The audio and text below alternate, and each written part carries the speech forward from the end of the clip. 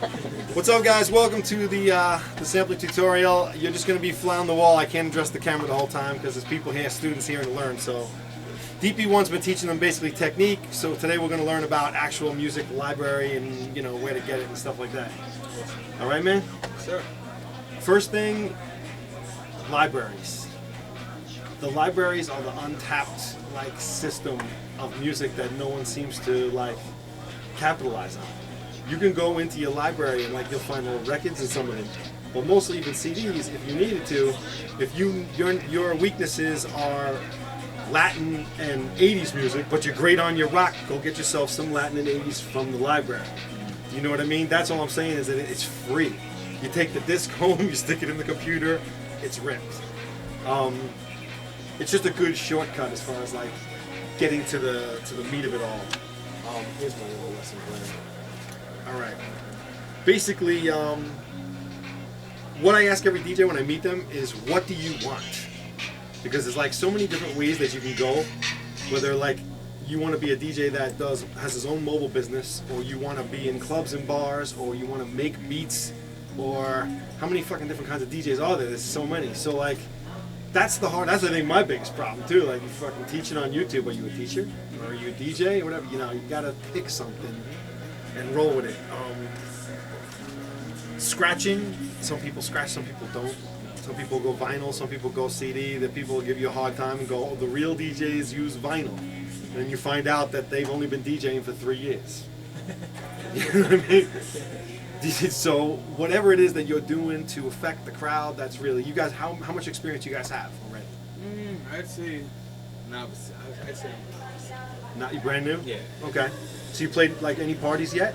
we've done some parties, yeah. Okay. And so do you mix, or you're learning how to mix? Are you just basically playing good songs, but you don't know how to blend them yet, or where are you at? He mixes very well. Oh, you mix? Okay. So you can match beats. Fast, Yeah. That's great. When I do house, I do top 40s. Okay. That's the stuff that works now. Right. There's a wedge in the DJ community now with the whole, all of today's music is shit, I'm only gonna play the old stuff, versus you can't survive playing without playing the modern stuff. I can't get gigs. How can I be this, how can I make myself different from everyone else if I have to play this in order to get the job? We were talking to Jazzy Jeff about that at the DJ Expo. He said the same thing. He's like, no one gets respect doing what everyone expects, but how do you even get there?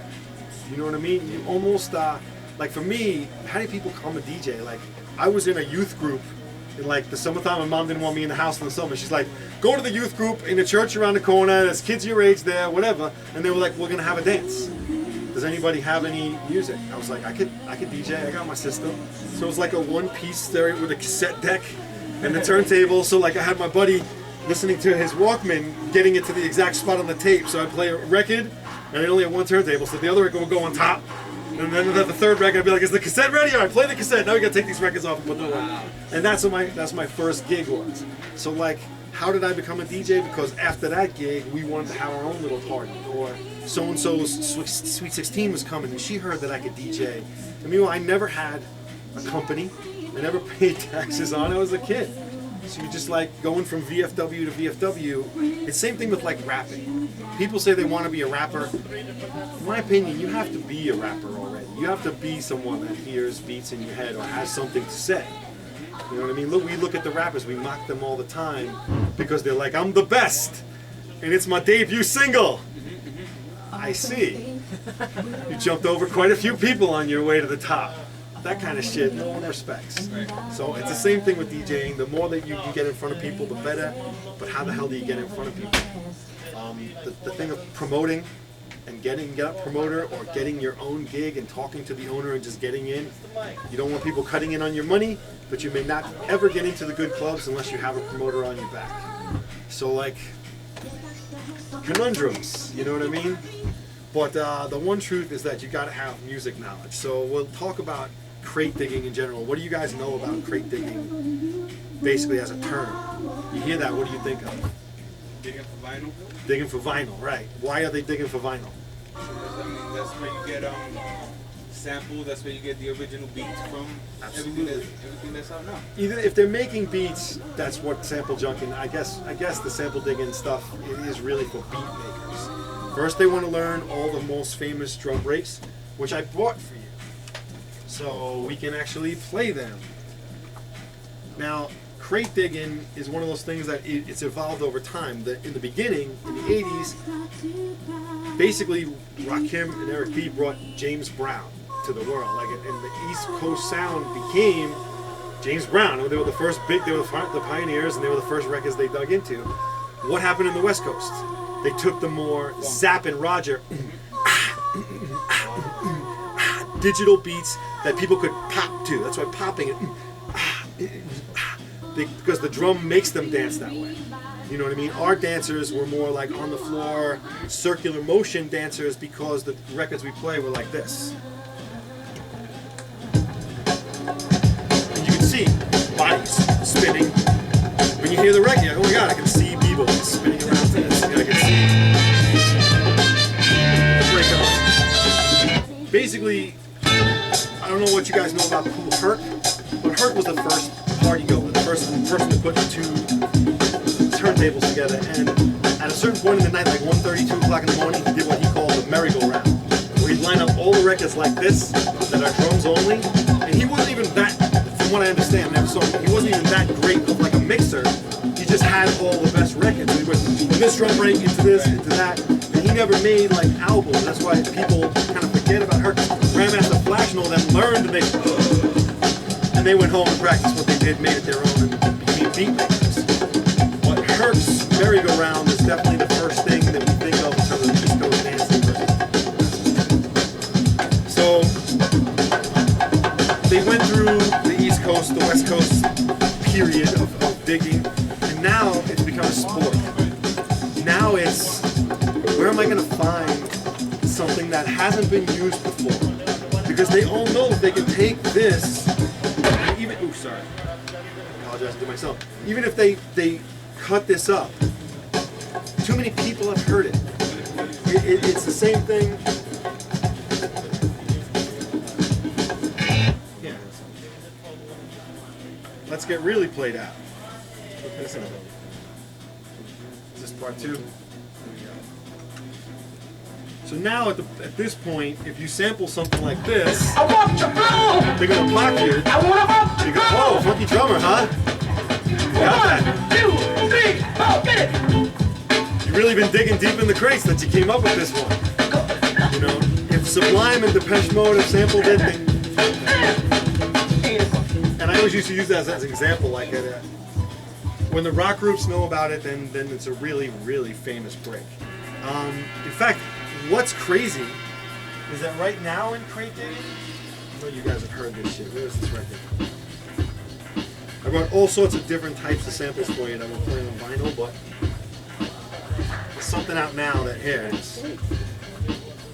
There's a rock group out now that made a rock song using an old funk record. So when people hear this song start, they go, oh, I know this. This is, oh, this is How You Like Me Now. I know this. Not How You Like Me Now.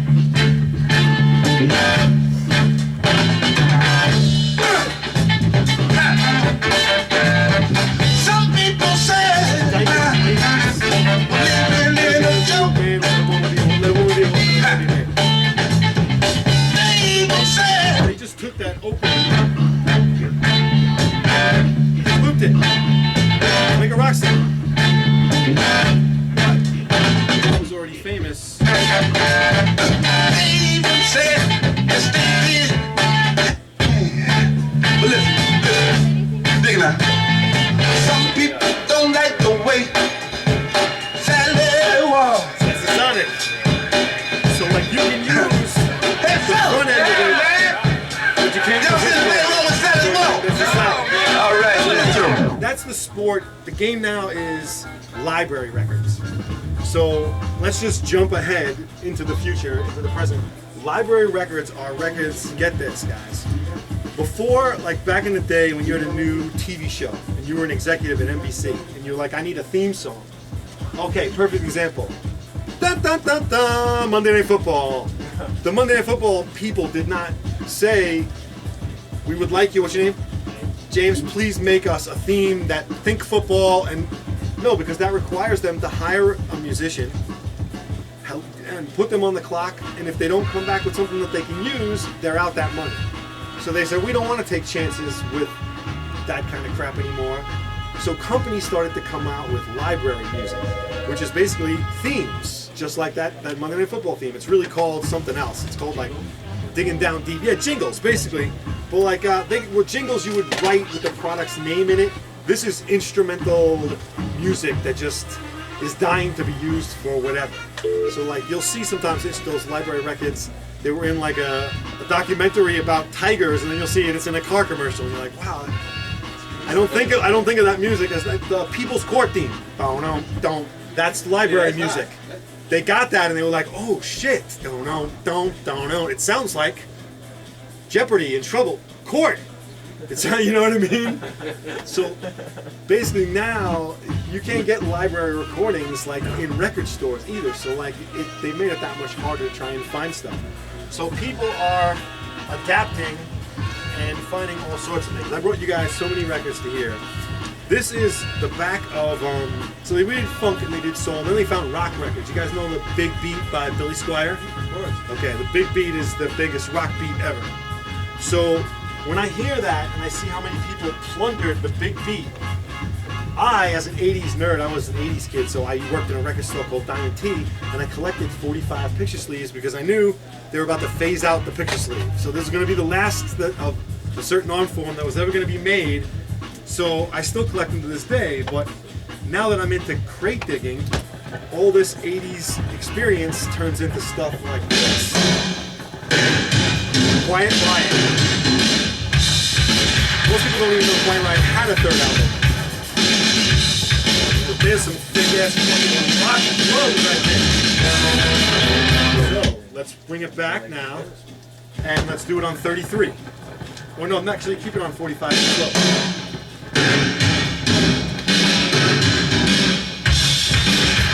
Now it's the Yep, now it's Big Beat. If we move forward, because I actually listen to the song, so that's the thing, most people only sample the first opening second of a song, so they'll go through the records when they're listening and trying to get a shortcut. They play only the beginning of each song. Now that has no drums, now that has nothing good. They're looking for an opening piece of dialogue, or a drum break, or even just a horn that sounds like an intro that they can use. This sucker, the real crate diggers listen to the whole album. That's why you can't be a crate digger. You're not listening. There's no shortcut. The good news is, I was an 80s nerd, meaning that I didn't even know about real good hip hop because it wasn't really made yet. 1990s when it started to get really, really good. But even still, I disagree with that. yeah, okay. You know what? I don't even want to say that. Let's just put it as, I did not know every drum break because I was an 80s child and all the drum breaks came out in the 70s. Let's just say it like that. Okay. So if I can learn it retroactively, anybody can fucking learn it retroactively. I wasn't even alive then. And the thing that's cool is that the more you know, you never ever want to call yourself an expert because there's a guy next to you that can tell you the label, the date that it came out, and someone always knows more than you.